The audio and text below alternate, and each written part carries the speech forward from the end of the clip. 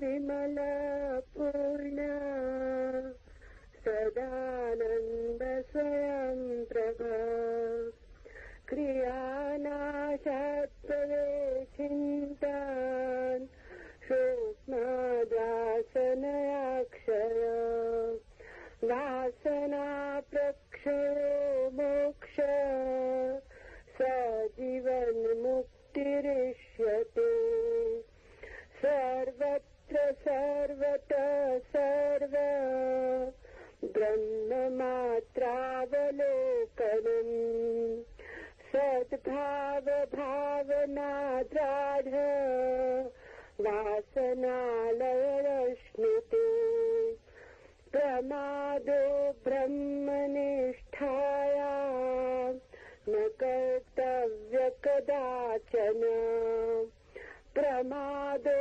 मृत्युरित्यार्हो विद्यां ब्रह्मवादिना यथा प्रकृष्टं शैवालं क्षणमात्रं न तिष्ठति आवृणोति तथा माया प्राज्ञवापापराङ्मुखम्। अहंकार को पकड़ने से मुक्त हुआ मनुष्य ही को प्राप्त करता है और फिर चंद्रमा जैसा निर्मल होकर सदा आनंद रूप और स्वयं प्रकाश बनता है। क्रिया का नाश होने से चिंता का नाश होता है और चिंता का नाश होने से वासना का नाश होता है। वासना नाश ही मोक्ष है और यही जीवन मुक्ति कहलाती है। सर्वत्र सब तरफ सबको केवल ब्रह्म रूप देखना, ऐसी सद्भावना दृढ़ होने से वासना का नाश होता है। ब्रह्मनिष्ठा में कभी प्रमाद न करना, क्योंकि यही मृत्यु है, ऐसा ब्रह्मवादी कहते हैं। जिस प्रकार शैवाल को पानी से कुछ हटा भी दिया जाए तो भी वो पानी के बिना ढके नहीं रहता, इसी प्रकार समझदार व्यक्ति भी ब्रह्मनिष्ठा से थोड़ा भी विमुख हो जाए तो माया से उसे लिप्त कर देती है। He alone realizes the self who is free from the clutches of egoism and spotless like the moon. He remains ever blissful and self-illumined. Cessation of action leads to the cessation of anxiety, and cessation of anxiety leads to the ending of desire. The ending of desire is freedom, and this is what is called Jivan Mukti, or freedom in life itself. To see the divine everywhere, in every direction, and in everything is right attitude, and being firm in this attitude brings an end to cravings. Do not be slothful and wavering in your faith in the Supreme, because this is death, so say the knowers of the divine. As water weeds cover up the water, even as they are removed a bit, so does illusion take hold of a wise man if he swerves a bit from his faith in the Supreme Reality.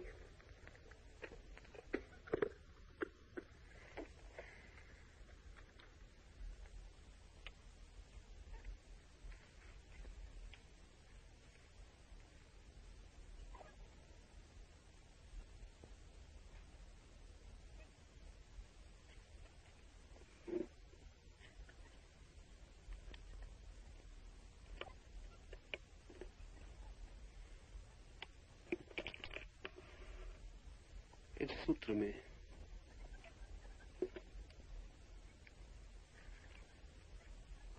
बहुत सी मूल्यवान बातें कही गई हैं। मूल्यवान ही नहीं, मौलिक भी। अहंकार को पकड़ने से मुक्त हुआ मनुष्य ही आत्मस्वरूप को प्राप्त होता है। बड़ी गहरी बात इसमें है।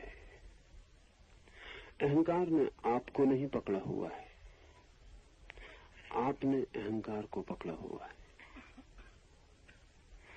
संसार ने आपको नहीं पकड़ा हुआ है, आपने संसार को पकड़ा हुआ है। दुख नहीं आपको जकड़े हैं, आपकी ही कृपा का फल है।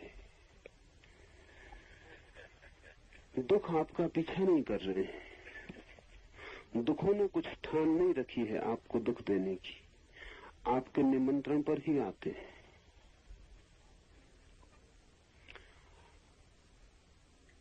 साधारणता हम ऐसा सोचते नहीं। साधारण हम सोचते हैं क्यों है दुख, क्यों है ये संसार का कष्ट, क्यों है ये आवागमन, क्यों ये अहंकार सताता है, कैसे इससे छुटकारा हो।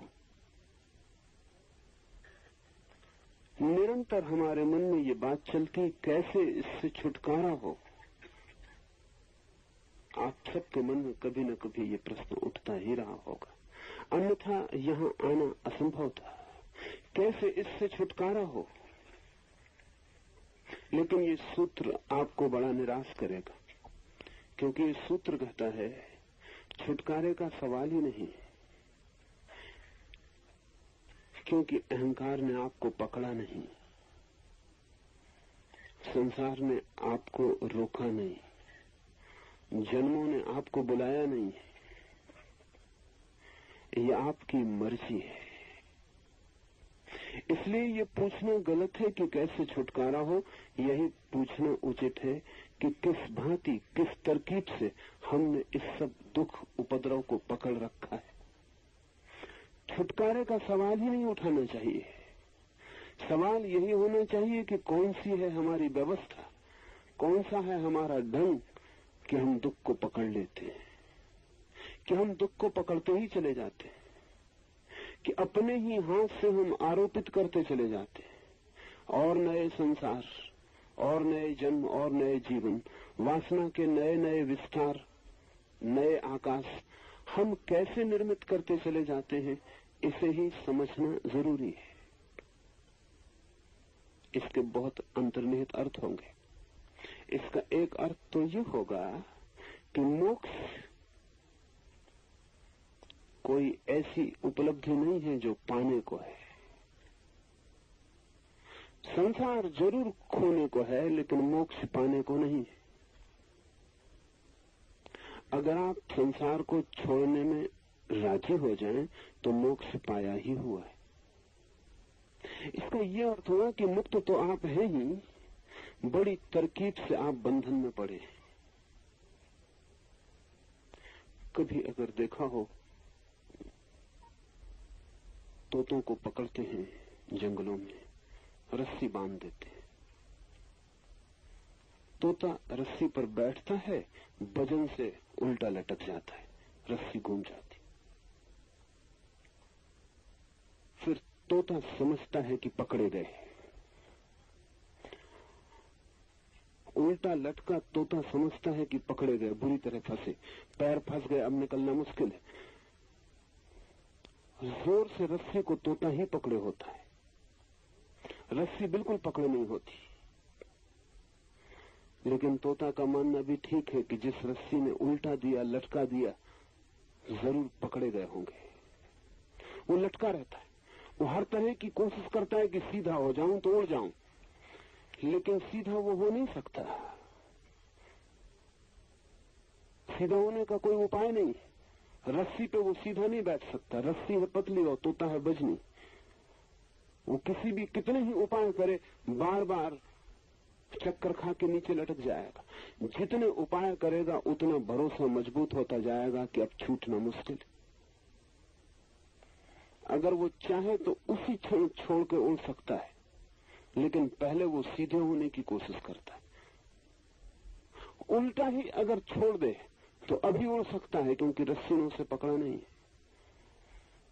लेकिन तोता कभी उल्टा उड़ा नहीं है। जब भी उड़ा, सीधा बैठा है तब उड़ा है। उड़ने की उसे एक ही तरकीब पता है कि पहले दो पैर पर सीधे बैठ जाओ, फिर उड़ जाओ। वो सोचता है कि उड़ने का कोई अनिवार्य संबंध दो पैर पर सीधे बैठने से। उल्टा लटका हुआ तोता कैसे समझे कि मैं भी उड़ सकता हूं अभी और यहीं, और कहीं भी मैं पकड़ा नहीं गया हूं। लेकिन उल्टा लटके होने की वजह से ये भी उसे डर लगता है कि अगर छूट जाऊं तो जमीन पर गिरूं, हड्डी पसली चकनाचूर हो जाए, तो जोर से उस रस्सी को पकड़ता है। कितनी ही देर बाद उसको पकड़ने वाला आए, उसे पाएगा वहीं, वो वहीं लटका हुआ मिलेगा। करीब करीब आदमी की चेतना की स्थिति ऐसी है। किसी ने भी आपको पकड़ा नहीं, किसको इसमें रस आएगा आपको पकड़ने में? और इस जगत को कोई उत्सुकता नहीं कि आपको पकड़े रखे। प्रयोजन भी क्या है? आपको पकड़ रखने से जगत को मिलता भी क्या है?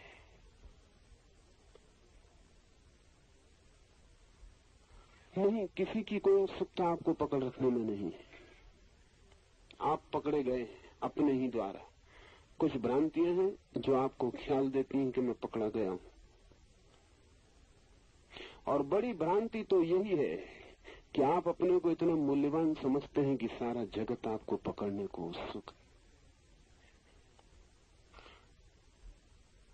ये भी अहंकार है कि सारे दुख आपकी तरफ ही चले आ रहे हैं। इतने दुख इतना ध्यान देते हैं आप पर, सारे नरक आपके लिए निर्मित किए गए, आपके लिए। आप केंद्र में बैठे, जैसे सारे जगत की व्यवस्था आपके लिए चल रही, और आप केवल रस्सी में लटके हुए एक तोते। पर ये भ्रांति होने के ठीक वैसे ही कारण है जैसे तोते को हो जाते। आदमी का जैसे ही जन्म होता है, कई दुर्घटनाएं घट जाती, अनिवार्य है इसलिए घट जाती। छोटा बच्चा पैदा होता है तो आदमी का बच्चा बिल्कुल असहाय पैदा होता है। ऐसा किसी पशु का बच्चा असहाय पैदा नहीं होता। जानवरों के बच्चे पैदा होते हैं और पैदा होते ही दौड़ने लगते हैं। पशुओं के बच्चे, पक्षियों के बच्चे पैदा होते हैं, पैदा होते ही अपने भोजन की तलाश में निकल जाते हैं। आपका बच्चा पैदा होगा, 25 साल लगेंगे तब भोजन की तलाश पर निकल पाएगा। 25 साल। आदमी का बच्चा सबसे कमजोर है। बायोलॉजिस्ट कहते हैं कि कुछ भूल हो गई है। जीव शास्त्री कहते हैं कि आदमी के बच्चे को अगर पूरा पैदा करना हो तो 21 महीने गर्भ में रहना चाहिए। मगर आदमी की मादा कमजोर है, 21 महीने बच्चे को गर्भ में रख नहीं सकती। इसलिए कुछ जीव शास्त्रियों के हिसाब से पूरी मनुष्य जाति गर्भपात है। कोई बच्चा पूरा पैदा नहीं होता।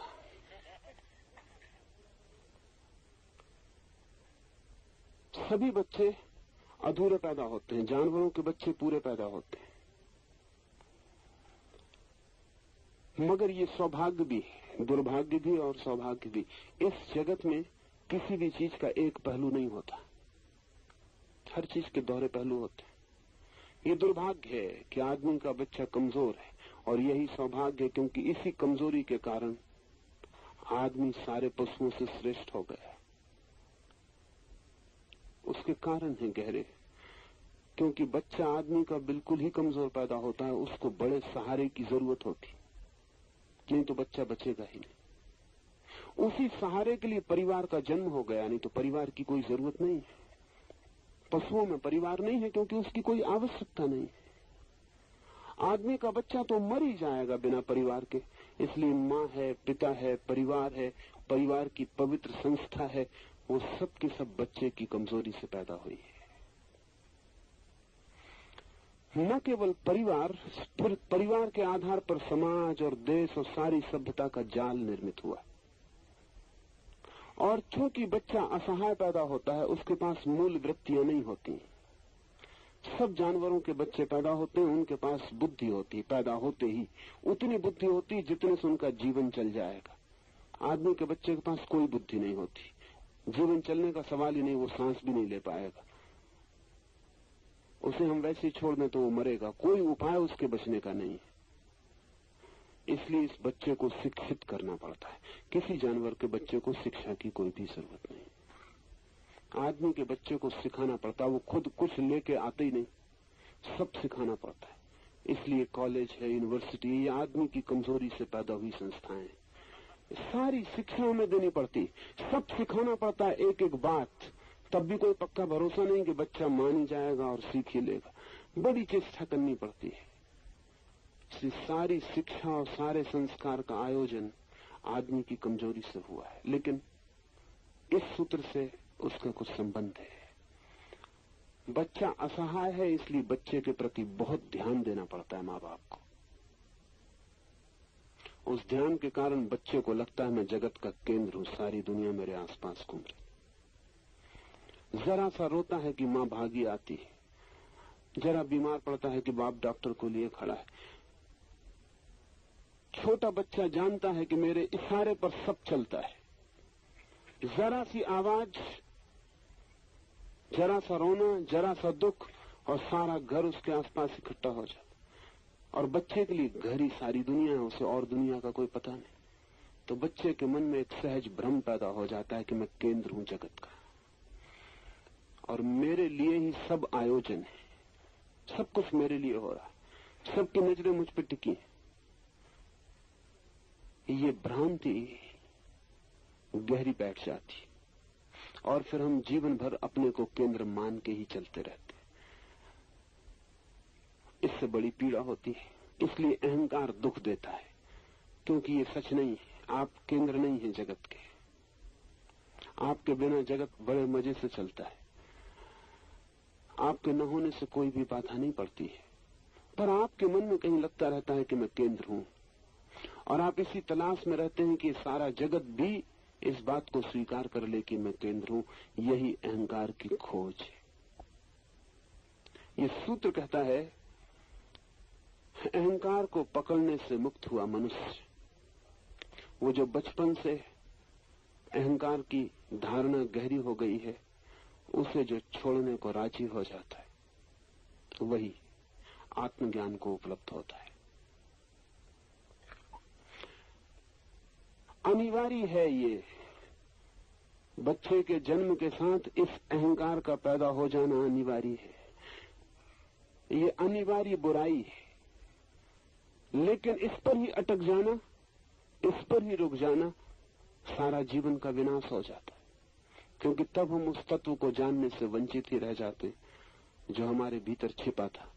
उसको हम जान ही तब पाएंगे जब हम अहंकार को छोड़ दें। क्यों इतना जोर है अहंकार को छोड़ देने पर धर्म का? अहंकार को छोड़ देने पर इसलिए जोर है कि जिस आदमी को ये ख्याल है कि मैं जगत का केंद्र हूं, वो अपने भीतर अपने केंद्र को जानने से वंचित रह जाता है। वो एक झूठे केंद्र को अपना केंद्र मान के जीता है, जो कि केंद्र नहीं है। जो आदमी केंद्र हो जाता है, ये मिथ्या केंद्र दूसरों पर निर्भर होता है, इसीलिए अहंकार से दुख मिलता है। आप कहते हैं कि मैं अच्छा आदमी हूं, तो आप मेरे अहंकार को बल देते। कल आपने मुझसे कह दिया कि नहीं, वो हमारी भूल थी, आप अच्छे आदमी हैं नहीं। आपने अहंकार को जो ईंट दी थी मेरे, जिससे मैंने भवन बनाया था, वो आपने वापस ले ली। मेरा मकान गिरने की हालत में हो जाता। अहंकार का निर्माण है दूसरों की नजरों से, दूसरों के विचारों से। दूसरों पर निर्भर है अहंकार। और ध्यान रखिए, जो दूसरों पर निर्भर है वो आपका केंद्र नहीं हो सकता। जिसका होना ही दूसरों पर निर्भर है वो आपका केंद्र नहीं हो सकता। तो कौन क्या कहता है, इसकी हम बड़ी चिंता करते हैं। कौन अच्छा कहता है, कौन बुरा कहता है। एक मित्र मेरे पास आए थे, उन्होंने कहा मेरी तकलीफ ही यही है। वो मौजूद हैं, उनकी तकलीफ, उन्होंने कहा मेरी तकलीफ ही यही है कि कोई छोटी छोटी बातें लोग कह देते हैं जिनका कोई मूल्य नहीं, लेकिन मुझे इतनी पीड़ा हो जाती है कि मैं रात भर नहीं सो पाता। उदाहरण के लिए उन्होंने कहा कि दुकान पर मैं कपड़ा लेने गया, कपड़ा मुझे लेना था लेकिन पसंद नहीं पड़ा। दुकानदार ने कहा कि जाइए, भी पहले से पता था आपकी शक्ल देख कि आप कपड़ा खरीदेंगे नहीं।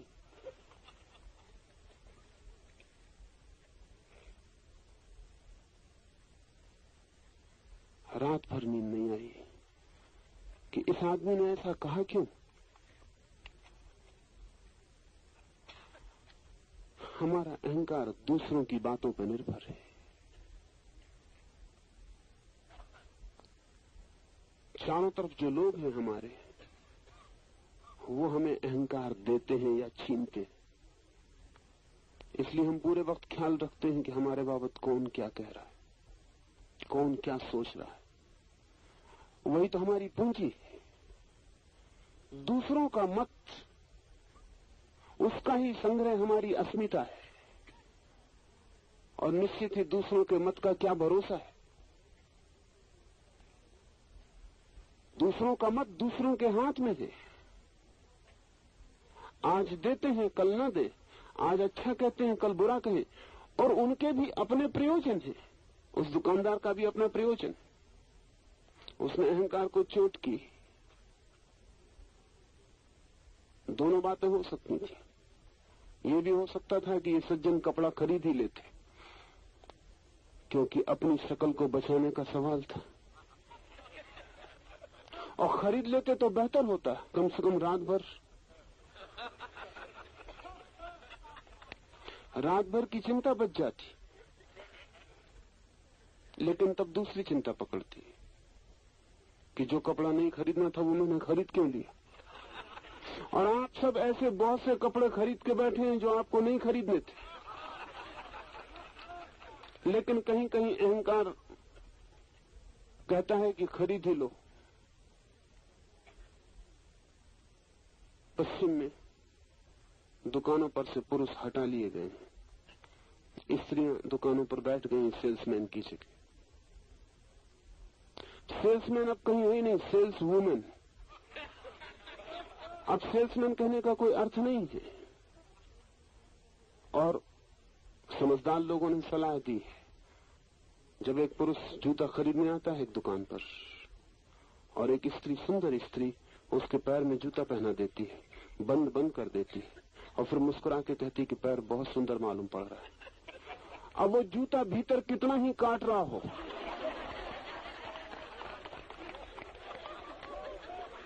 अब उसे खरीदना मजबूरी, अब उसे खरीदना ही होगा।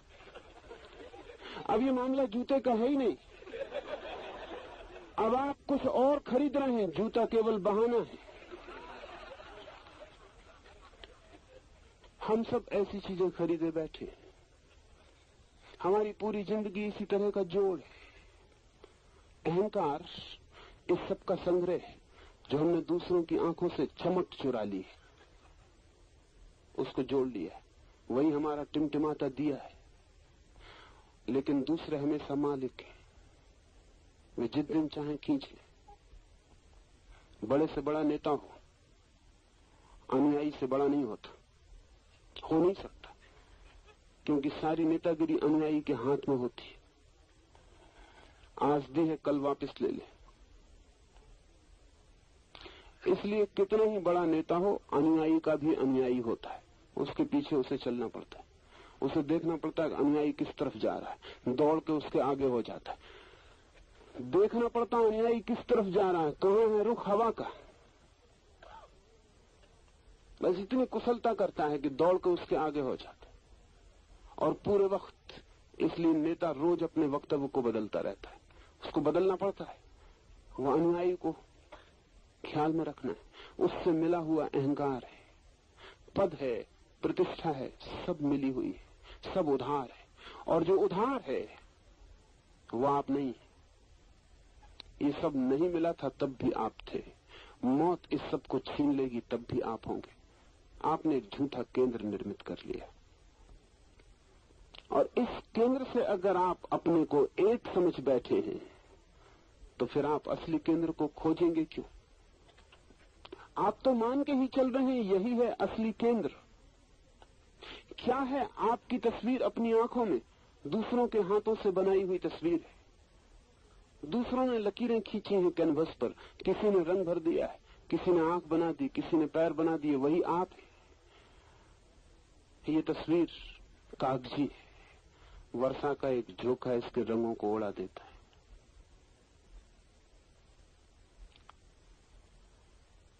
लेकिन जीवन की अनिवार्यता में से निकल आती है ये बात। मनस्विद कहते हैं कि बच्चे को पहले बोध होता है दूसरे का, खुद का नहीं होता।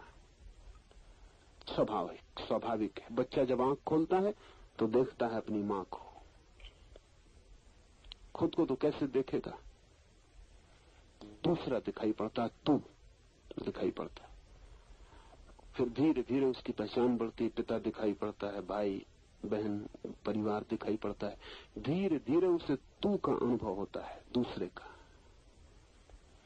और इस तू के विपरीत ही वो अपने मैं को अनुभव करना शुरू करता है। मैं का अनुभव पहला नहीं है। ये बड़े मजे की बात है। मैं पैदा होता हूं, लेकिन मेरा अनुभव पहले नहीं होता, मुझे दूसरों का अनुभव पहले होता है।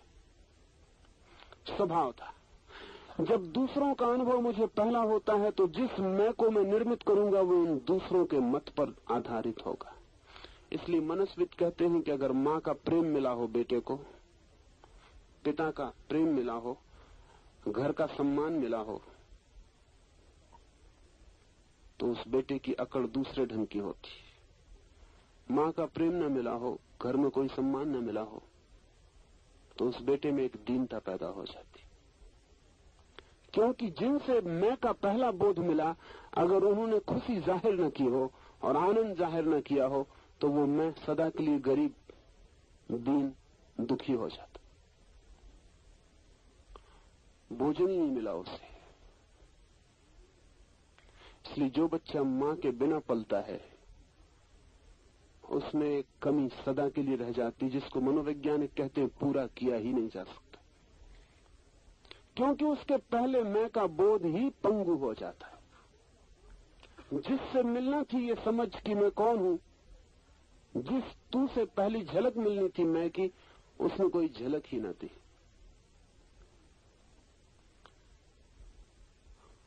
उसने कोई गौरव, सम्मान, आदर, प्रेम कुछ भी न दिया, कोई गरिमा न दी।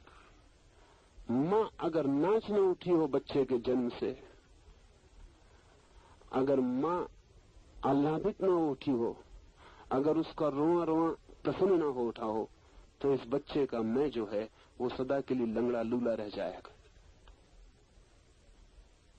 बड़ी तकलीफ होगी, उसे बैसाखियां लगानी पड़ेंगी, बड़ी कठिनाई आएगी। दूसरों से मिलता है हमें मैं का पहला अनुभव, और दूसरों से ही मिलता चला जाता है।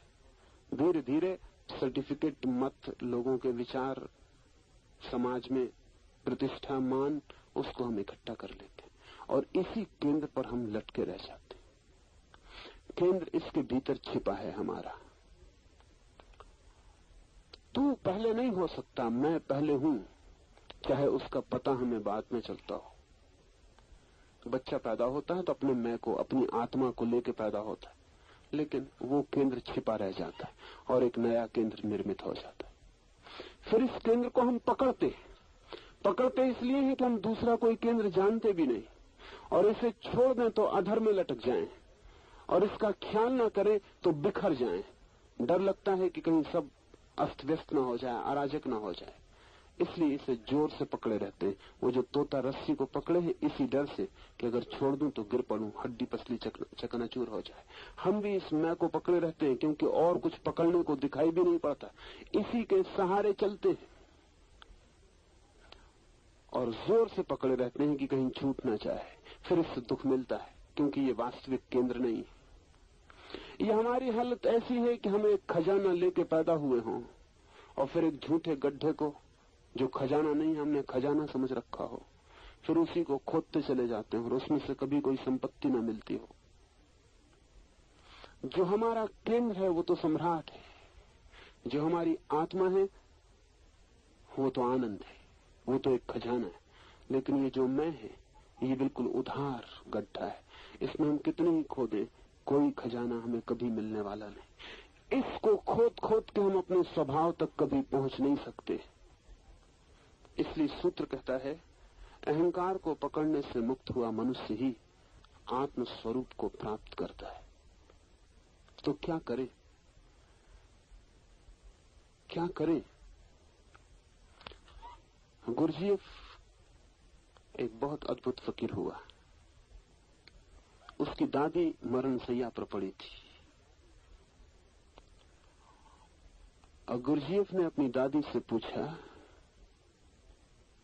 कि तेरे जीवन के अनुभव और निष्कर्षों से अगर कोई बात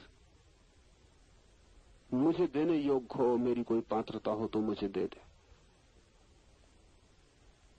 बड़ी अजीब बात उसकी बूढ़ी दादी ने दी।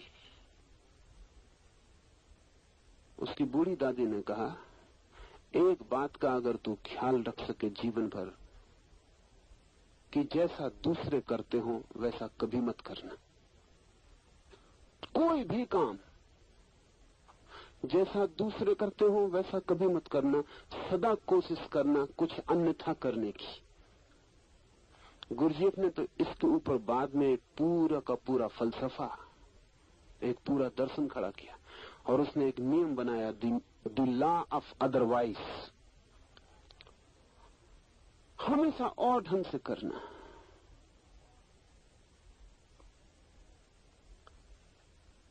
गुरजीएफ ने इसकी चेष्टा की और एक अनूठा आदमी पैदा हुआ।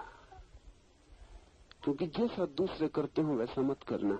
बड़े परिणाम हुए इसके। पहला परिणाम तो ये हुआ कि जैसा दूसरे करते हैं अगर आप वैसा ही करें तो ही आपके अहंकार को पुष्टि मिलती है। तो आपके अहंकार को पुष्टि देने वाला कोई भी नहीं मिलेगा। लोग आप पे हंसेंगे। गुरजीएफ ने कहा है कि मेरी दादी ने मुझसे कहा कि मैं मरने के करीब हूं, मुझे पता भी नहीं चलेगा कि तूने मेरी बात मानी कि नहीं मानी। तो मरने के पहले मुझे तू उदाहरण एक करके दिखा दे।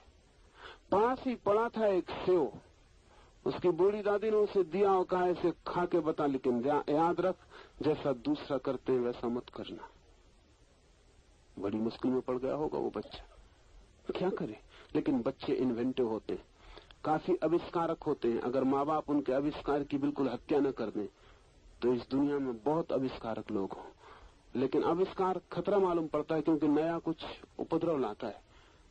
गुरजीएफ ने पहले कान से लगा के उस सेव को सुना,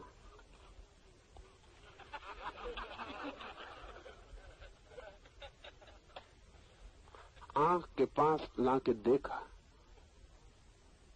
चूमा, हाथ से स्पर्श किया आंख बंद करके, उस सेव को लेके नाचा, उछला कूदा, दौड़ा, फिर उस सेव को खाया। उसकी दादी ने कहा, मैं आश्वस्त। फिर गुरजीएफ ने कहा, ये मेरी जिंदगी का नियम हो गया कि कुछ भी काम करो दूसरे जैसा न करना, कुछ न कुछ अपने जैसा करना। लोग उस पर हंसते थे, लोग कहते पागल है, लोग कहते ये किस तरह का आदमी, ये क्या कर रहा है, सेव को कान से सुन रहा है। गुरजीएफ ने कहा कि मुझे पता भी नहीं था, लेकिन इसका एक परिणाम हुआ कि मुझे दूसरों की चिंता न रही। दूसरे क्या कहते हैं, दूसरों का क्या मंतव्य है, दूसरे मेरे संबंध में क्या धारणा बनाते, ये बात ही छूट गई। मैं अकेला ही हो गया, मैं निपट अकेला हो गया इस पूरी पृथ्वी पर। और गुरजीएफ ने लिखा है, इस कारण मुझे वो मुसीबत कभी नहीं झेलनी पड़ी जो सभी को झेलनी पड़ती। एक झूठा केंद्र मेरा निर्मित ही नहीं हुआ और मुझे अहंकार मिटाने के लिए कभी कोई चेष्टा नहीं करनी पड़ी, वो बना ही नहीं। क्या करें? दूसरों का ख्याल छोड़ दें। सुबह मैं देखता हूं आप ध्यान कर रहे हैं, करते भी हैं, ख्याल भी बना रहता है कि कोई देख तो नहीं रहा। कोई क्या कहेगा। एक मित्र आज ही आए थे, वो कहते थे आप जो भी बताएं अकेले मैं कर लूंगा। यहां इतने लोगों के सामने अकेले में कोई लाभ ना होगा, कोई लाभ ना होगा, क्योंकि ध्यान के लाभ तो बहुआयामी है। इतने लोगों के सामने आपके पागल होने की हिम्मत आपके अहंकार को बिखरा जाती। इतने लोगों के सामने आपका बच्चे जैसा व्यवहार आपको अचानक आपके अहंकार से हटा के केंद्र पर फेंक देता है। अकेले में ये बात न होगी। अकेले में तो अपने बाथरूम में सभी गुनगुना लेते हैं और अपने बाथरूम के आईने में सभी मुंह बिचका लेते हैं।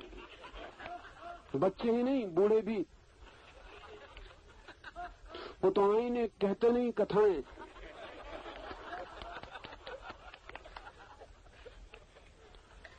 मगर उसका कोई परिणाम नहीं, उससे कोई हल नहीं, उससे कोई भी हल नहीं। दूसरे की चिंता छोड़ दें, दूसरे के मत का विचार छोड़ दें और दूसरे का ध्यान मुझे मिले, इसको धीरे धीरे छीन करते जाएं। ये भोजन है अहंकार का। दूसरे का ध्यान मुझे मिले, दूसरे का ध्यान भोजन है, उससे अहंकार परिपुष्ट होता है। इसलिए जितने लोग आपको ज्यादा ध्यान दे, उतना रस मालूम पड़े, उतना लगे कि मैं कुछ हूं। अगर कोई ध्यान न दे, आप एक घर में हो और कोई आपको देखे भी नहीं। गुरुजीएफ प्रयोग कर रहा था अपने शिष्यों को लेकर। उसने 30 शिष्यों को एक भवन में रखा हुआ था और उनसे कहा था तुम इस तरह रहना यहां कि बाकी 29 यहां नहीं। न तो बोलना, न किसी तरह का इशारा करना, न किसी तरह की मुद्रा बनाना जिससे कि कोई संवाद हो सके। अगर तुम किसी के पास से गुजरो तो यही ध्यान रख के गुजरना कि यहां कोई भी नहीं, अकेला हूं। जान के अजान में कोई भी ऐसी बात मत करना जिससे तुम्हारे द्वारा पता चले कि दूसरा मौजूद है। गुरुजीएफ ने कहा कि अगर तुम्हारा पैर किसी के पैर पे पड़ जाए तो माफी मत मांगना, क्योंकि वहां कोई है नहीं। अगर अंगारा भी तुम्हारे हाथ से किसी के ऊपर छूट जाए तो तुम ये मत कहना भूल हो गई, आंख से भी मत बताना भूल हो गई, वहां कोई है ही नहीं।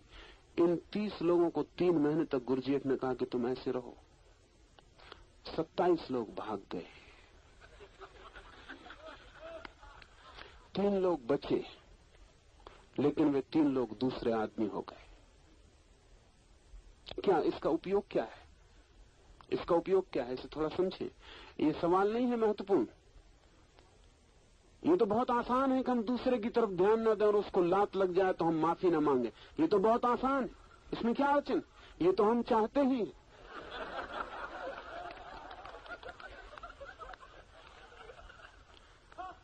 लेकिन क्या अर्थ क्या है? ध्यान रखना, इसमें अर्थ गहरा है और छिपा है।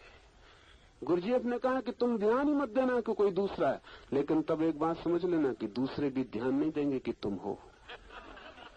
वही है मूल। तुम ध्यान न दोगे दूसरों को, तुम एक हो। दूसरे तुम्हें ध्यान न देंगे, वे 29 है। 29 लोगों का ध्यान तुम्हें 3 महीने तक नहीं मिलेगा। बिल्कुल पारस्परिक है लेन देन। मैं आपको ध्यान देता हूं, आप मुझे ध्यान दे देते। लेन देन है, मैं आपके अहंकार को भर देता हूं, आप मेरे को भर देते। लेकिन दोनों तरफ आवागमन बंद हो जाएगा। वे 27 लोग जो भाग गए, उनका कारण क्या था? उनमें से अनेक लोगों ने कहा कि हमें ऐसा लगने लगा कि हम सफोकेट हो रहे हैं, हम मर जाएंगे, हमारी गर्दन घुट रही। उनकी गर्दन नहीं घुट रही थी, उनके अहंकार की गर्दन घुट रही थी। उन्हें लग रहा था कि 3 महीना और कोई भोजन न मिलेगा अहंकार को, लौटेंगे बाहर तो खाली हो जाएंगे। वो जो 3 रुक गए हिम्मत करके, वो 3 महीने बाद दूसरे आदमी होकर लौटे। उनमें क्या फर्क पड़ गया था? ऑस्पेंस के उन 3 आदमियों में एक था जो रुक गया। उसने पीछे कहा कि अद्भुत था ये आदमी गुरुजीएफ, क्योंकि 3 महीने में हमें ख्याल ही ना था कि हमारे अहंकार को मिटाने का उपाय किया जा रहा है। हम तो समझे थे कि ये प्रयोग हमारी शांति, हमारे मौन के लिए करवाया जा रहा है। हमें बताया भी नहीं गया था कि तुम्हारा अहंकार मर जाएगा। 3 महीने के बाद हम ऐसे हो गए जैसे हो ही ना, होना भर रह गया। कहीं कोई मैं का स्वर नहीं उठता था। जिस दिन भीतर कोई मैं का स्वर नहीं उठता, उस दिन आप अपने वास्तविक मैं पर खड़े हो जाते। उस वास्तविक मैं का नाम है आत्मा। और तब स्वभावतः चंद्रमा जैसा निर्मल हो जाता है व्यक्तित्व, सदा आनंद में और स्वयं प्रकाश। वहां प्रकाश है ही, वहां आनंद है ही।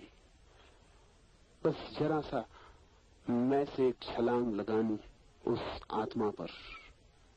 वहां निर्मलता है ही, वहां की निर्मलता कभी खंडित नहीं हुई।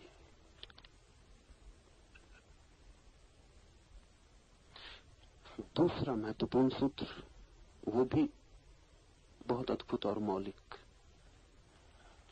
शब्द कभी कभी छिपा लेते और दिखाई नहीं पड़ता, और शब्द परिचित होते हैं, इसलिए शब्दों के भीतर उतरना मुश्किल हो जाता है। ये शब्द सब आपने सुने होंगे, इनमें कोई अपरिचित नहीं, लेकिन इनका संयोजन बिल्कुल अपरिचित है।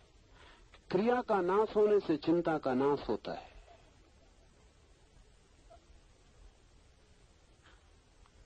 और चिंता का नाश होने से वासना का नाश होता है। वासना नाश मोक्ष, और यही जीवन मुक्ति है।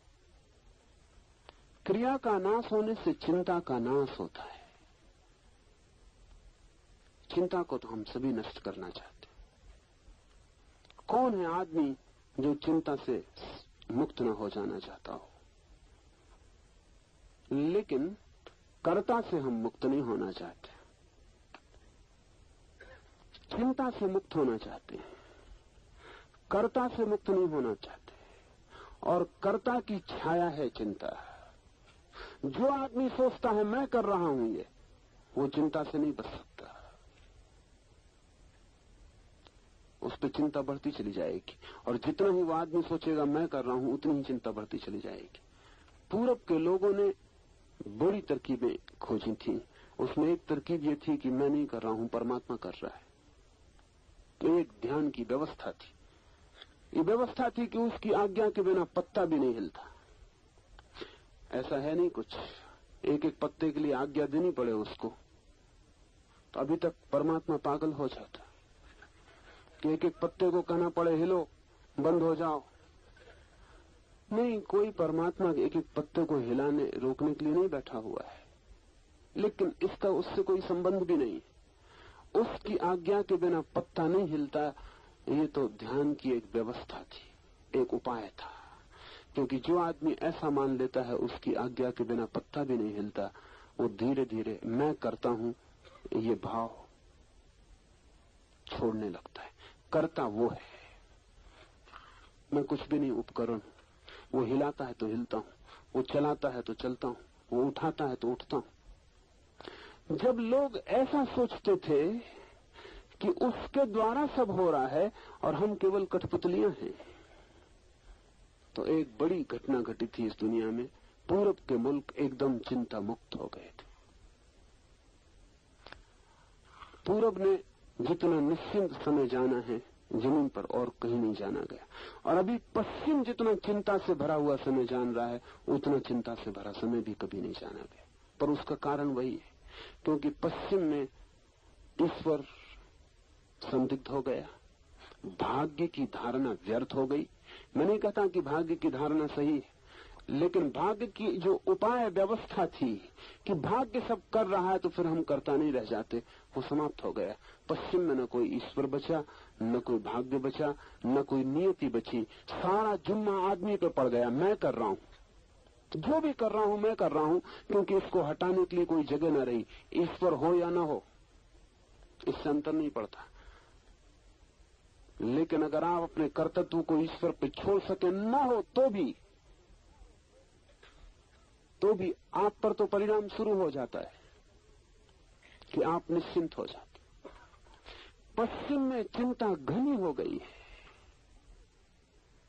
अमेरिका के मनोवैज्ञानिक कहते हैं कि 4 आदमियों में 3 आदमी मानसिक रूप से रुग्ण हैं।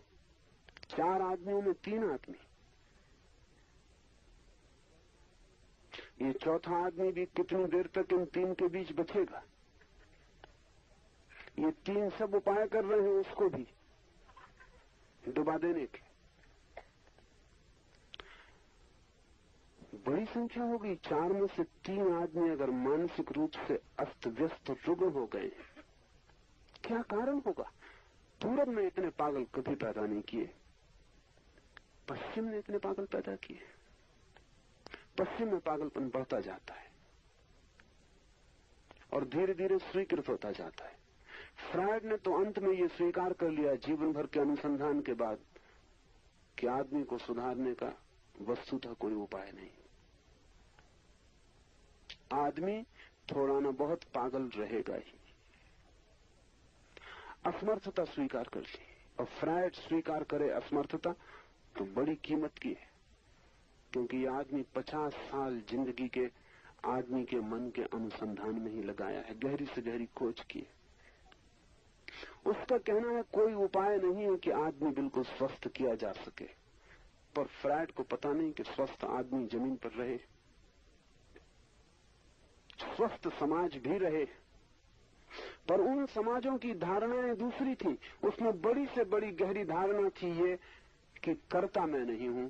इसका उन्होंने उपाय कर लिया था। कर्ता परमात्मा है, भाग्य है, विधि है, नियति है, कोई और है, मैं हूं केवल एक उपकरण मात्र, एक पत्ते की तरह हिलाता है हिलता हूं, नहीं हिलाता नहीं हिलता हूं, जिताता है जीत जाता हूं, हराता है हार जाता हूं, मेरा कुछ भी नहीं। इसके दोहरे परिणाम हुए। एक परिणाम तो ये हुआ कि जब मैं करता नहीं हूं तो चिंता के पैदा होने का कोई कारण नहीं उठता। हार भी स्वीकृत हो जाती है, जीत भी स्वीकृत हो जाती। तो जीत भी मेरी नहीं है तो जीत से भी अहंकार निर्मित नहीं होता, और हार भी मेरी नहीं है तो रात की नींद भी नष्ट नहीं होती, चिंता भी नहीं पकड़ती, मन में व्यथा भी नहीं आती। और भी बड़े मजे की बात है, कोई दूसरा आदमी जीत जाए तो ईर्ष्या भी नहीं पकड़ती, क्योंकि वो आदमी जीत गया, इससे कुछ बड़ा नहीं हो गया है, परमात्मा की मर्जी। उस आदमी का बड़प्पन नहीं है कुछ से जीत गया और हम हार गए तो हम कुछ छोटे हैं, परमात्मा की मर्जी। एक बड़ी शांत मानसिक अवस्था पैदा हो सकती है अगर कर्ता का भाव छूट जाए। जरूरी नहीं है कि आप परमात्मा को माने तो ही छूटे। बुद्ध ने बिना परमात्मा को माने छोड़ दिया, थोड़ा कठिन है। महावीर ने बिना परमात्मा को माने छोड़ दिया, थोड़ा कठिन है। अगर बिना परमात्मा को माने छोड़ना हो तो फिर आपको साक्षी भाव को गहरा करना पड़े। सिर्फ देखने वाले रह जाएं, जो भी हो रहा है देखने वाले रह जाएं। हार हो तो देखें कि मैं देख रहा हूं हार हो गई, और जीत हो तो देखें कि देख रहा हूं कि जीत हो गई। न तो मैं हारता हूं और न मैं जीतता हूं, मैं केवल देखता हूं। सुबह आती है तो देख लेता हूं सुबह आ गई, सांझ होती है तो देख लेता हूं सांझ हो गई, रात का अंधेरा गिरता है तो मान लेता हूं कि अंधेरा गिर गया, सूरज निकलता है प्रकाश हो जाता है तो जान लेता हूं कि प्रकाश हो गया। मैं अपनी ही जगह देखने वाला बना रहता हूं, चाहे रात हो और चाहे दिन, चाहे सुख हो चाहे दुख, चाहे हार चाहे जीत। तब फिर साक्षी में कोई ठहर जाए तो कर्ता विलीन हो जाता है, क्रिया आपकी नहीं रह जाती। क्रिया के केंद्र आप नहीं रह जाते, आप दृष्टि, दर्शन, ज्ञान के केंद्र हो जाते। क्रिया आसपास प्रकृति में होती रहती है। महावीर कहते हैं पेट को भूख लगती है, मैं देखता हूं। पैर में कांटा चुभता है, पीड़ा होती है पैर को, मैं देखता हूं। शरीर रुग्ण होता है, बीमारी आती है, मैं देखता हूं। मरते वक्त भी महावीर देखते रहेंगे कि शरीर मर रहा है। आप नहीं देख पाएंगे कि शरीर मर रहा है, आपको लगेगा मैं मर रहा हूं। जीवन भर का अभ्यास, जब सब क्रियाएं आपने की तो मौत भी आपको ही करनी पड़ेगी। जब सभी कुछ आपने किया तो फिर मृत्यु आप किस पर छोड़ेंगे? जिसने जीवन को छोड़ दिया वो मृत्यु को भी छोड़ देता है, और जो जीवन को देखता रहा कि मैं साक्षी हूं, वो मृत्यु को भी देख लेता है कि मैं साक्षी हूं। क्रिया का नाश हो जाए अर्थात कर्ता खो जाए तो चिंता का नाश हो जाता है। इससे भी गहरी बात दूसरी है, और चिंता का नाश होने से वासना का नाश होता है। ये सूत्र लगता है कि जैसे कुछ भूल हो गई। निरंतर शास्त्रों में कहा है वासना का नाश हो तो चिंता का नाश होता है। और यही आपने सुना भी होगा कि अगर वासना न रहे तो चिंता नहीं रह जाती। ये सूत्र बिल्कुल उल्टी बात कह रहा है। ये सूत्र कहता है चिंता का नाश हो जाए तो वासना का नाश होता है। क्रिया का नाश हो तो चिंता का नाश होता है, और चिंता का नाश हो तो वासना का नाश होता है। क्यों? कभी आपने ख्याल किया कि जब आप ज्यादा चिंतित होते हैं तो ज्यादा वासनाग्रस्त होते हैं? जब मन में ज्यादा परेशानी होती है तो काम वासना ज्यादा पकड़ती, क्योंकि मन की परेशानी भी काम वासना के साथ बाहर निकल जाती है, हल्का हो जाता है। जब चित्त क्रोध में होता है तब भी काम वासना ज्यादा पकड़ती है। चित्त प्रफुल्लित हो, आनंदित हो, काम वासना कम पकड़ेगी। अगर चित्त बिल्कुल आनंद में रहे काम वासना पकड़ेगी ही नहीं। इसके कारण है जब चित्त में कोई भी चीज तनाव की एक सीमा के बाहर पहुंच जाती है तो जो काम केंद्र है वो सेफ्टी वाल्व की तरह काम करता है। वो है ही सेफ्टी वाल्व। जब आपकी चिंता बहुत हो जाती है, उसको सहना मुश्किल हो जाता है, और इतनी शक्ति आप में दौड़ने लगती है कि उतनी शक्ति आपको बेचैन करने लगती है, तो शरीर उस शक्ति को बाहर फेंकने का उपाय खोज लेता है। काम केंद्र सेफ्टी वाल्व है। तो जहां भी शक्ति का काम करना हो वहां सेफ्टी वाल्व लगाने पड़ते हैं। प्रकृति ने भी लगाया हुआ है। अगर आप स्टोव गर्म कर रहे हैं तो उसमें भी इंतजाम करना पड़ता है कि अगर आप ज्यादा हवा भर दें तो कहीं सेफ्टी वाल्व होना चाहिए जो निकल जाए। घर में बिजली आप लगाते हैं तो फ्यूज लगाने,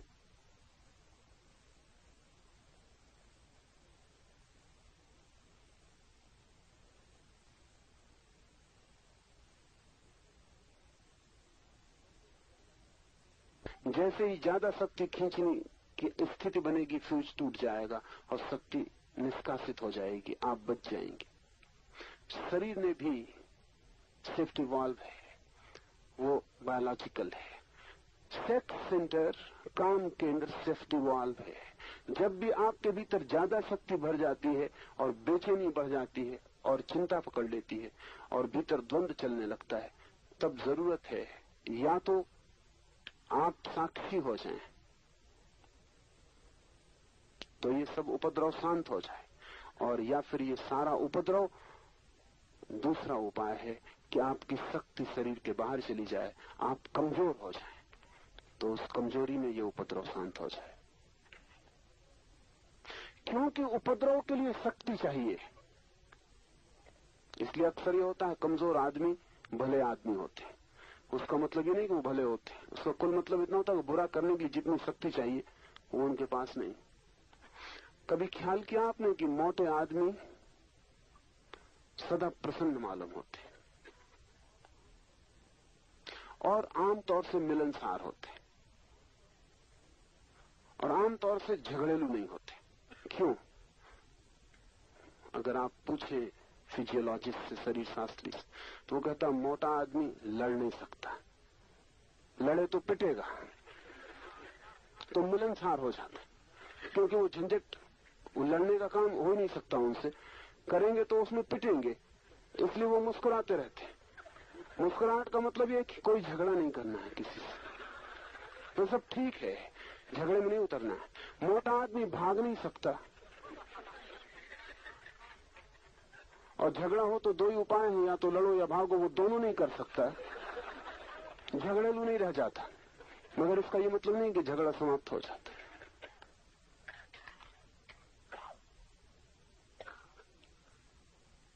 आदमी की सारी व्यवस्थाएं हैं भीतर, उनके प्रति होश से भरना उपयोगी है। तो जब भी आप चिंता से भरते हैं, दुख से, पीड़ा से, तो आपके चित्त में वासना का उदय होगा। या तो साक्षी बन जाइए। अगर साक्षी बन जाएंगे तो जो शक्ति आपकी चिंता में उलझ रही है वो शक्ति चिंता से मुक्त हो जाएगी और उसी शक्ति के सहारे आप ऊपर की यात्रा पर निकल जाएंगे। अगर आप साक्षी नहीं हो सकते तो जो शक्ति आपको बेचैन किए दे रही, तूफान झंझावात कर दिया है, वो फिर सेफ्टी वाल्व से, वासना के केंद्र से बाहर निष्कासित हो जाएगी। आप कमजोर हो जाएंगे, आपको लगेगा हल्के हो गए, लगेगा रिलीफ, विश्राम मिला। फ्रायड ने तो सेक्स को, काम वासना को नैसर्गिक ट्रैंकुलाइजर कहा है कि वो विश्राम देने वाली दवा है। पुरुष दिन भर का थका मांदा, जमाने के उपद्रव, चिंताओं से घिरा हुआ लौटता है। अगर उसे काम वासना से शक्ति को बहाने का मौका मिल जाए तो रात शांति से सो जाता। और इसी वजह से स्त्रियां काम में इतना रस नहीं लेती क्योंकि उनको बहुत जल्दी समझ में आना शुरू हो जाता है कि पुरुष के लिए वे केवल सेफ्टी वाल्व का काम कर रही। उनको तत्काल ये पता चल जाता है कि प्रेम वगैरह कुछ भी इसमें है नहीं, मामला इंस्ट्रूमेंटल है। उनको समझ में आ जाता है कि इस पुरुष के लिए धीरे धीरे धीरे धीरे वो केवल एक उपकरण बन गई हैं जिनके माध्यम से वो अपनी शक्ति को फेंक देता है और सो जाता है। और अक्सर ये होता है कि पुरुष संभोग के बाद करवट लेकर सो जाता और स्त्री रोती रहती। उसके कारण है क्योंकि स्त्री का इससे ज्यादा और गहन अपमान नहीं हो सकता कि उसका उपयोग वस्तु की तरह कर लिया जाए। मेरे पास न मालूम कितनी स्त्रियां आके कहती हैं कि उन्हें काम वासना में जरा भी रस नहीं है। उसका कारण ही नहीं कि उन्हें रस नहीं है, उसका कुल कारण ये है कि पुरुष ने उनका उपयोग केवल एक वस्तु की तरह किया है। इससे रस विरस हो गया है। अन्यथा ऐसा नहीं कि रस नहीं है, असलियत उल्टी है। स्त्रियां ज्यादा कामातुर हैं पुरुषों से, उनके पास ज्यादा ऊर्जा है काम की, लेकिन दिखाई नहीं पड़ती वो कामातुर, बल्कि बिल्कुल ही रसहीन मालूम पड़ती है। पुरुष को भी वो ऐसा मान के चलते हैं कि ठीक है, निपटारा हो जाता है, झंझट मिटी। बाकी कोई रस स्त्रियां लेती नहीं मालूम पड़ती। उसका कारण ये नहीं कि उनके भीतर कोई वासना नहीं, उसका कुल कारण इतना है कि वासना में उन्हें लगता है कि वो केवल वस्तु की तरह उनका उपयोग किया जा रहा है। व्यक्तित्व उनका वस्तु जैसा समझा जा रहा है, इससे पीड़ा होती। पर इसके दो दूसरे परिणाम होते हैं। पुरुष तो काम वासना से निकाल लेता है अपनी ऊर्जा को, स्त्रियां क्या करें? इसलिए स्त्रियां झगड़ेल, उपद्रवी, कर्कशा, वो दूसरे रास्तों से 24 घंटे निकालती है क्योंकि उनके लिए सेफ्टी वाल्व बंद हो गया। उनके लिए तो ये सिर्फ एक बात रह गई कि ठीक है पुरुष का उपाय है, लेकिन फिर स्त्रियां कर्कशा हो जाती हैं। ये बड़ी उल्टी बात है। स्त्रियों को होना चाहिए ज्यादा मधुर, पर ये होता नहीं। होना चाहिए ज्यादा सौम्य, लेकिन ये होता नहीं। होना चाहिए संगीत जैसा, लेकिन ये होता नहीं। क्या बात है, कहीं कुछ नैसर्गिक भूल चूक व्यवस्था में हो रही है। और वो व्यवस्था में ये हो रही है कि जो निकास का सहज मार्ग उनके लिए हो सकता था वो अवरुद्ध हो गया। उसके प्रति उन्होंने रस त्याग कर दिया। और साक्षी बनना तो मुश्किल है, इसलिए अब वो सारी शक्तियां घूमती हैं और अलग अलग मार्गों से निकलती हैं। हाथ से बर्तन छूट जाएगा स्त्री का, चीनी का होना चाहिए तब छूटेगा, टूट जाएगा। उसके टूटने से निकास हो रहा है। इसलिए आप बिल्कुल चार्ट बना सकते हैं कि किन दिनों में आपके घर बर्तन ज्यादा टूटते हैं।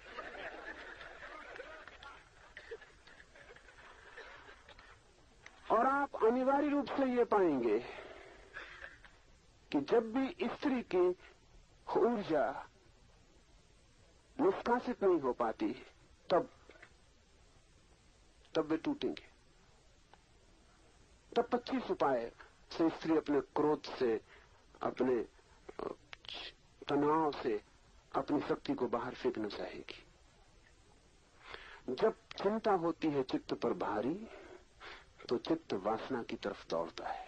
इसलिए सूत्र कहता है चिंता के नाश होने से वासना का नाश होता है। ये सूत्र बहुत अनूठा है और ये बहुत प्राचीन है, और मनस्विद तो अब इसका पता लगा पा रहे हैं। अगर आप निश्चिंत हो जाएं तो वासना क्षीण हो जाएगी। अगर आप बिल्कुल निश्चिंत हो जाएं तो वासना की तरफ चित्त दौड़ेगा ही नहीं, क्योंकि वासना केवल एक अनिवार्यता है। जब आपके भीतर सीमा के बाहर तूफान उठ जाता है, उस तूफान को निष्कासित करने का। अगर उतना तूफान उठता ही नहीं तो वासना क्षीण हो जाती, लेकिन ऊर्जा क्षीण नहीं हो जाती। वासना क्षीण हो जाती, ऊर्जा तो इकट्ठी होती चली जाती।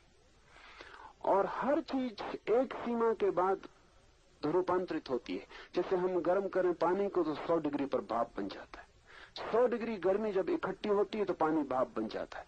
जब आपका वीर्य, आपकी ऊर्जा, आपकी शक्ति एक सीमा तक भीतर इकट्ठी हो जाती है और कोई तूफान नहीं उठता और उसको फेंकने की व्यर्थ कोई जरूरत नहीं आती, तो अचानक एक 100 डिग्री का पॉइंट है, एक बिंदु है जहां आपकी ऊर्जा जब इकट्ठी हो जाती है, तब अचानक वही ऊर्जा जो नीचे बहती थी ऊपर की तरफ बहने लगती है। ख्याल किया आपने, पानी नीचे की तरफ बहता है, भाप ऊपर की तरफ उठती है। 100 डिग्री पर जो नीचे की तरफ बहना जिसका स्वभाव था पानी, वो अचानक उत्तप्त होकर भाप बन जाता, ऊपर की तरफ उठने लगता, बादलों की तरफ जाने लगता। आपके भीतर भी यही घटना घटती है। एक जगह है, एक बिंदु है, एक इवोपरेटिंग पॉइंट है जहां वाष्पीकरण होता है। वहां जब ऊर्जा इकट्ठी हो जाती, अचानक आप पाते हैं जो नीचे जाता था वही व्यक्तित्व वही ऊपर जाने लगा, जो बाहर की तरफ दौड़ता था वही भीतर की तरफ दौड़ने लगा। कल तक जो पाप था वही पुण्य हो गया, और कल तक जिसे समझा था शत्रु, उससे बड़ा कोई मित्र नहीं है। ये अनुभव में आता है।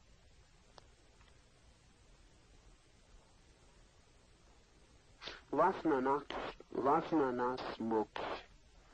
जब कोई वासना नहीं तो आप मुक्त हैं, और जीवन में ही मुक्त हुआ जा सकता है। कोई मर के मुक्त होने की जरूरत नहीं। और जो जीवन में नहीं हो पाता वो भरोसा न रखे कि मर के हो जाएगा, क्योंकि मरते आप वही हैं जो आप जीते थे। जैसे जीते थे वैसे ही मरेंगे। मरने से कोई और घटना घटने वाली नहीं। जीवन की ही अंतिम परिणति है मृत्यु। जीवन मुक्त, जीवन में ही अभी और यही जो मुक्ति को जान लेता, मोक्ष को जान लेता, उसकी ही मृत्यु भी मोक्ष बनती है। सर्वत्र सब तरफ सबको एक ब्रह्मरूप देखना, ऐसी सद्भावना से वासना का नाश होता है। ब्रह्मनिष्ठा में कभी प्रमाद न करना, क्योंकि वही मृत्यु है, ऐसा ब्रह्मवादी कहते हैं। जिस प्रकार शैवाल को पानी से कुछ हटा भी दिया जाए तो भी वो पानी को बिना ढके नहीं रहता, बार बार ढक लेता है, इसी प्रकार समझदार व्यक्ति भी ब्रह्मनिष्ठा से थोड़ा भी विमुख हो जाए तो माया उसे ढक लेती है। इसलिए सतत होश रखने की जरूरत है। एक क्षण को भी होश खोने से काम नहीं चलेगा। उस समय तक होश रखने की जरूरत है जब तक कि जरा सा भी शैवाल, जरा सा भी घास पात भीतर मौजूद रह गया है। जब समस्त घास पात बीज रूप से दग्ध हो जाए तब होश रखने की कोई भी जरूरत नहीं, क्योंकि तब होश स्वभाव बन जाता है।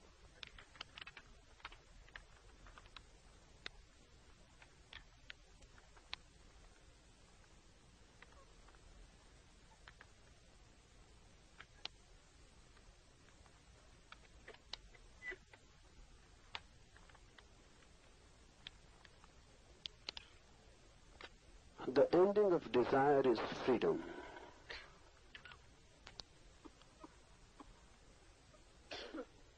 Freedom is not something you can achieve from without. You are not imprisoned by someone else, by others, by the world. You are imprisoned by your own desiring mind. Desiring is the slavery. The more we desire, the more we become slaves. But why? Why desire is a slavery? Because the moment one desires, one has become dependent. Now, if the desire is fulfilled, only then you can be happy. If the desire is frustrated, you will become a victim of suffering. And no desire is ever fulfilled. Desire as such leads into frustration. That's why the more one desires, the more suffering one creates around himself. Not only suffering, but dependence also. If I desire someone, something, now my attention, my being, everything depends on that. If I get, it is okay. If I cannot get, now I am always secondary. The primary thing has become the object of my desire. This primariness of the object of desire creates dependence. And we are all dependent. And there are so many masters, so many desires. We live in a flux of desires. Every desire creates dependence. This is what is meant by spiritual slavery. And Eastern mind particularly has been searching freedom through religion, not heaven, not happiness, not bliss, but freedom. The search of religion is for freedom. And the freedom means freedom from desire. If I am in a state of mind where no desire arises, where I can say, I am desireless, then slavery becomes impossible. Then for the first time I am in myself, rooted, centered in myself. I am not moving. Desire is movement. Then for the first time I am here and now, in the present, because desire is future. Then for the first time I become existential, because desire is postponement. You desire, and you can desire only if you desire for the future. Desire needs time. Desire needs space to move. Someday the fulfillment will be, but it can never be here and now. So you cannot desire in the present. Really, future is created by desire. It is not part of time. Future is not time. Time is always the present. We go on dividing time into three categories: past, future, present. That division is false, existentially false. Future is desire, and past is memory.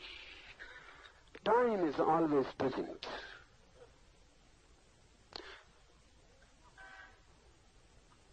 There is no future time. And there is no past time.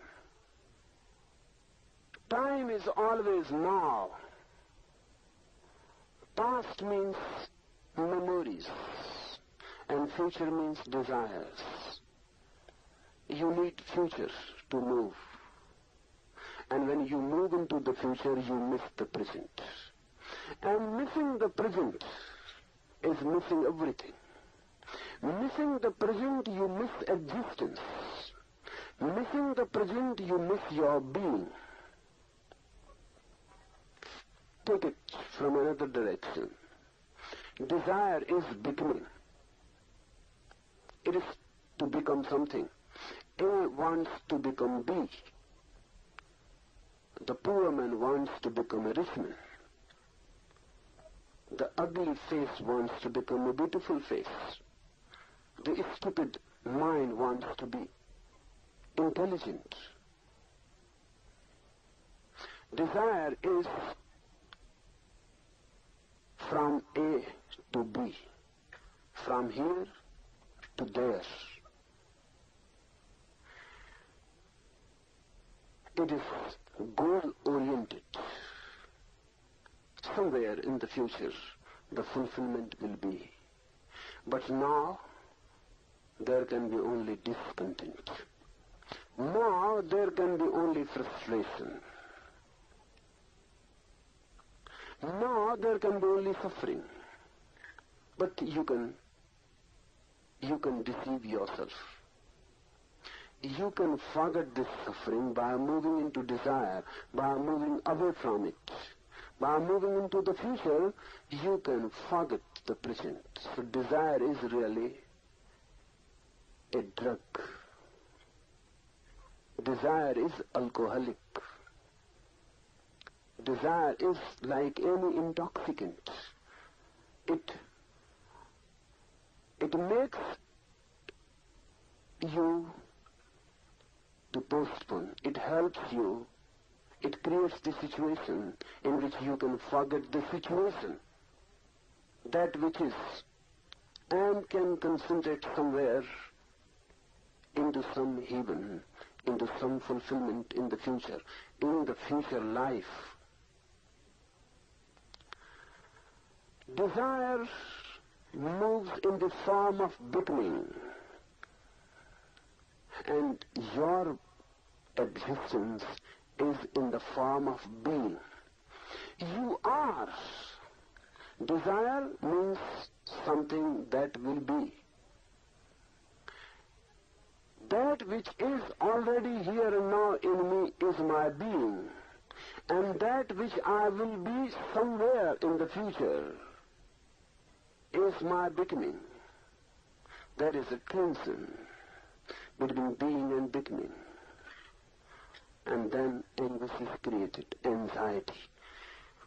Basically, psychologically, anxiety is just the tension between being and becoming, between that which is and that which is desired.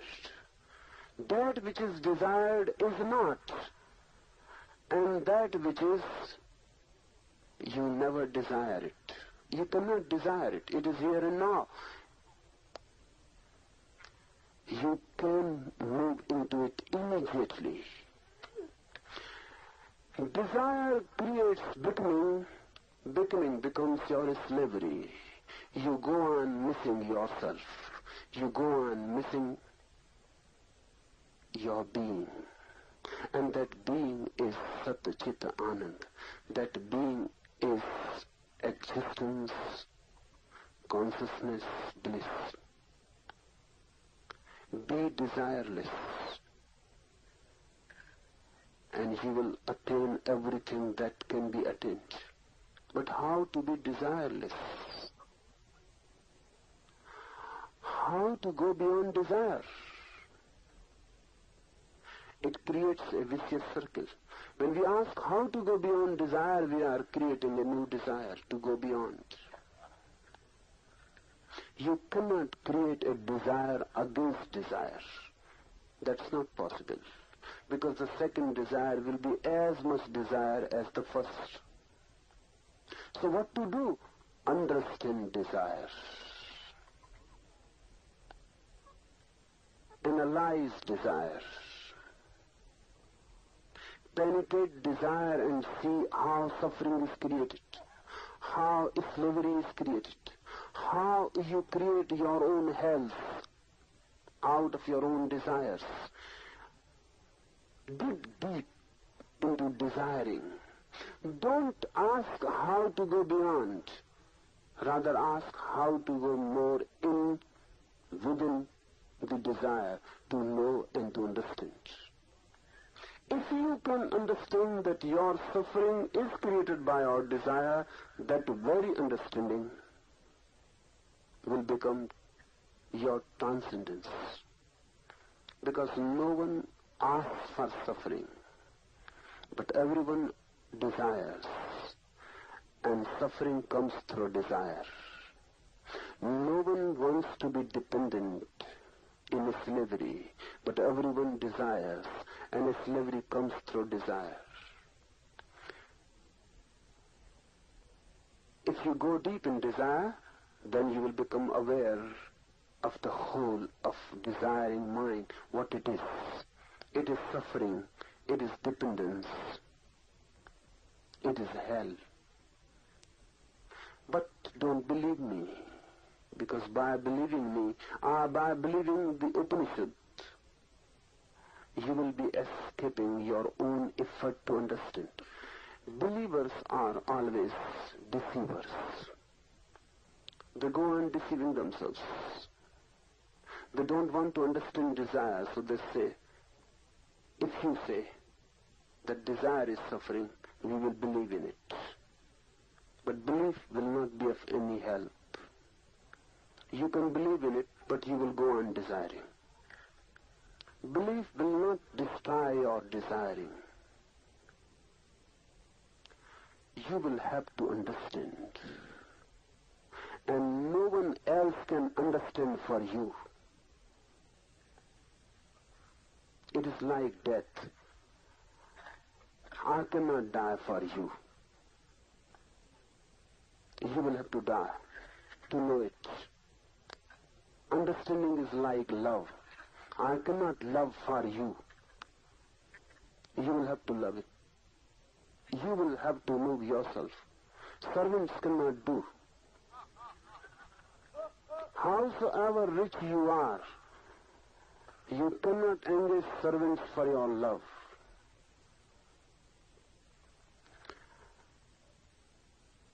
Love, death, understanding, freedom. These are the deepest possibilities of human being. They cannot be transferred to anyone. So don't believe that desire is suffering. Try to know. Try to understand your own desire. And if you understand your own desire, you will see that suffering follows as a shadow. And if you want that suffering should go, then desire must go. But when I say desire must go, I don't mean that you have to force it to go. I mean you have to understand it. The moment you understand your desire and the hell that is hidden in it, you have transcended it.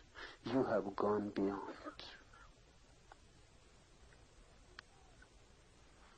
The ending of desire is freedom. And this is what is also called Jivan Mukti, or freedom in life itself. And remember this, don't wait for death to come and to make you free. Death will not help you. Unless you become free in life, death is not going to help, but there are many who go on postponing. Someone was asking me that why you give sannyas to young people. Sannyas is for old men.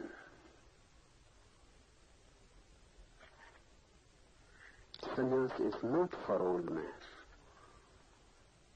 I don't mean that if you are old, don't take sannyas.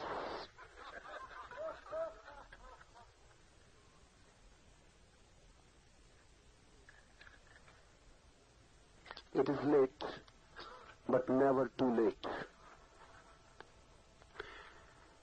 Why we think that religion is not for young people? Because we think religion is something related with death, something with old age, when one becomes impotent, when one becomes powerless, when one cannot move in desire, then it is good to be desireless. Then it is good to renounce. When you cannot do anything, renounce the world. But remember well, when the world has renounced you, you cannot renounce it. That's a deception. While you are young, full of desire, that is the right moment to understand desire. Because when desire is young, when desire is powerful, you can understand it in a very clear perspective. When desire has become dull, muddled, muddied, dead, you cannot understand it. When desire is fresh, understand it. This is the moment. And a fresh desire understood releases much energy, and that energy becomes freedom. When desire is already dead, you are not freed from it. Desire is alive. That is the right moment, because desire is filled with energy. If you understand it and desire disappears, the energy will remain there. Desire will disappear, but the energy will be left behind. That energy can become a medium to go beyond. Without energy, no inner movement is possible. Desire is wasting your energy in downward movement. When desire disappears through understanding, energy remains, and energy goes on accumulating. You become a reservoir. And when you are a reservoir of energy, you can move now inwards. It would be better to say you need not move really, the energy itself begins to move. Because energy is movement, energy needs movement. If it is not moving downward, it will move upwards. Energy will move. Energy cannot be static. Energy means dynamism. Energy is dynamic. Energy needs movement. If there is no desire, then energy cannot move downward. Desire is the downward movement. Then energy cannot move outward. Desire is the outward movement for something which is there in the future, for something which is out, for something which you don't have. So energy moves outwards. When there is no desire and you have energy, the energy itself begins to move inward and upwards, and you are carried by that energy to newer realms, to a transformed being. Do it in life. Do it while you are young.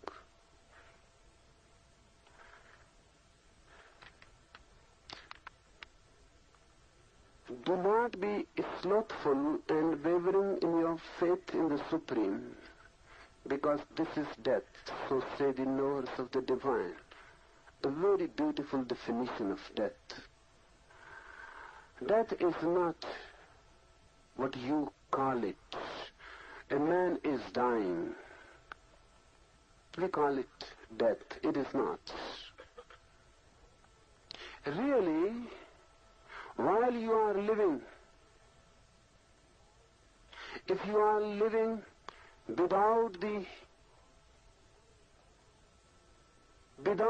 divine around you and within you, if you are living without the divine, that life is death. We are all dead in a way. Because a life which is not deeply rooted in the divine will be rooted in the body. Body is death. Body is matter, already dead, and we are rooted in the body. Be rooted in the divine source which is less. Be rooted into the divine which is life eternal. Only then you never die. Rooted in the body you will die again and again. Every moment you are dying. Our so-called life is nothing but a long death. From the moment of birth we go on dying and dying and dying, and then we reach death. That death is just a culmination of a long process.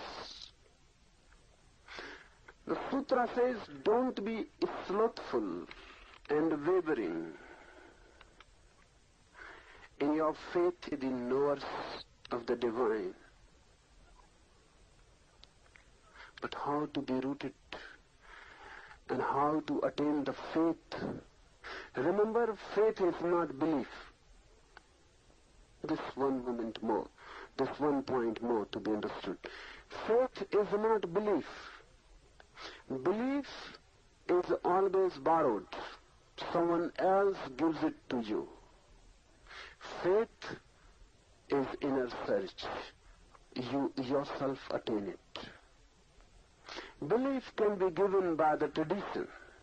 Faith cannot be given. Belief can be given by the scriptures. Faith cannot be given. Belief can be given by the parents, culture, society, education. Faith cannot be given. Faith you have to discover. It is a deep hidden treasure, deep hidden in yourself. You have to uncover it. How to uncover it? How to attain to faith in the divine, and how to be rooted in the eternal source of life? There is only one way, and that is to take a jump from body consciousness to divine consciousness. In meditation we are doing that, trying to take a jump from body consciousness to divine consciousness. Just now we will be doing a deep meditation. Remain for a few moments more sitting. This is a jump from the body. This process, I must tell you what this process does mean. You are staring at me. If your stare is total, you will become related to me immediately. Through your stare, eyes are the least material part in the body.